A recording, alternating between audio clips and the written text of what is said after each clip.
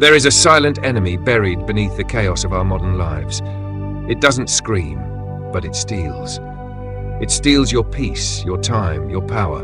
Clutter, material, digital, emotional, is the unseen weight that keeps us from becoming who we're meant to be. And yet, we let it grow. We feed it. But what if you could reclaim control? Not by adding, but by subtracting. Not through force, but through philosophy. The Stoics knew this. In a world that drowned in excess, they chose the path of less. And by doing so, they found more. More strength, more peace, more freedom. Now, it's up to one. The tyranny of clutter. We live in an age of abundance, but it is abundance without direction. We are drowning not because we lack, but because we possess too much. Too many things, too many thoughts, too many desires. And each one pulls us away from the present, from reason, from peace. Seneca warned us, it is not the man who has too little, but the man who craves more, that is poor. Yet we scroll endlessly, buy compulsively, commit constantly, thinking fulfillment lies on the other side of accumulation. But Stoicism calls us back to simplicity. Clutter is not just physical, it is mental, it is emotional. Every unresolved grudge, every half-hearted commitment, every notification blinking red is clutter. And clutter, in all its forms, is chaos in disguise. Chapter 2. Marcus Aurelius, Emperor of Rome, lived surrounded by opulence, yet he reminded himself daily that death would strip it all away. You could leave life right now. Let that determine what you do and say and think. Possessions are fleeting. What we own soon owns us. We lock ourselves in a cycle of maintenance and desire. The more we acquire, the more we fear loss. And fear, to a Stoic, is the seed of enslavement. True wealth, Epictetus taught, lies in wanting less. He had nothing, yet lacked nothing, because he had trained his soul to rest in what cannot be taken: virtue, reason, inner order. Chapter 3. The discipline of simplicity. Decluttering is not about minimalism. It's not aesthetic. It's discipline. It is the art of resistance against the trivial, the refusal to be ruled by impulse. We declutter not to impress, but to sharpen. A warrior keeps only what he needs. So must we.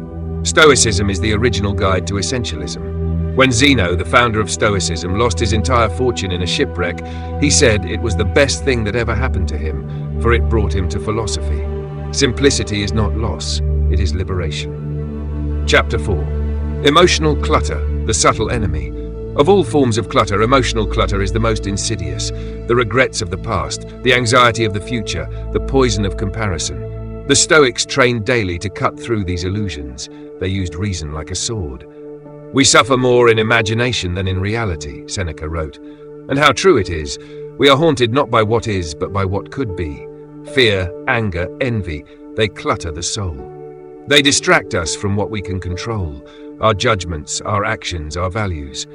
To be free, we must declutter our emotional lives.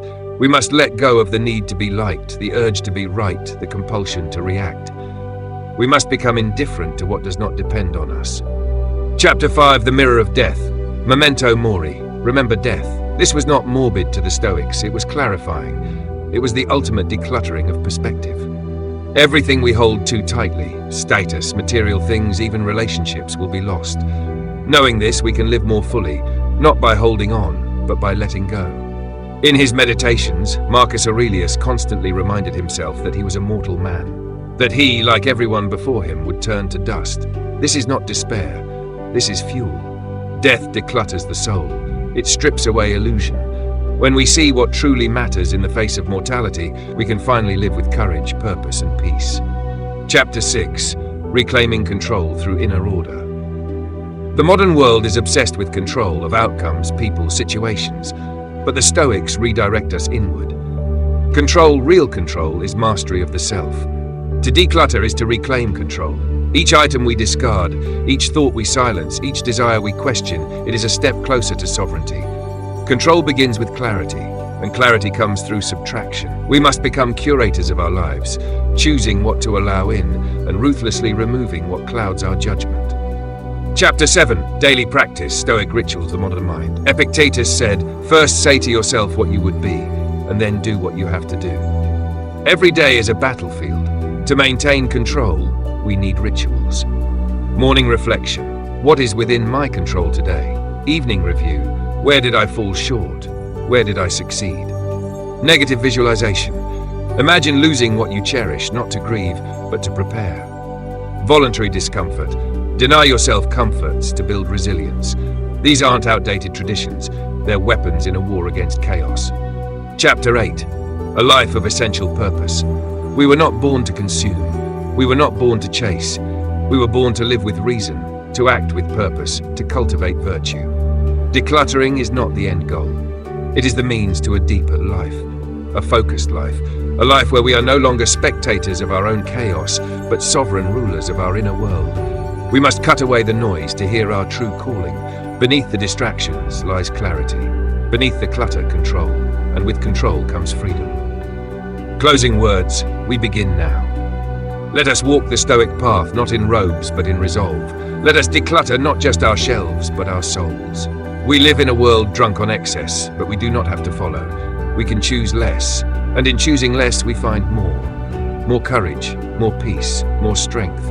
Let us begin, not tomorrow, not when it's convenient, but now. Control is not given, it is claimed, one decision at a time.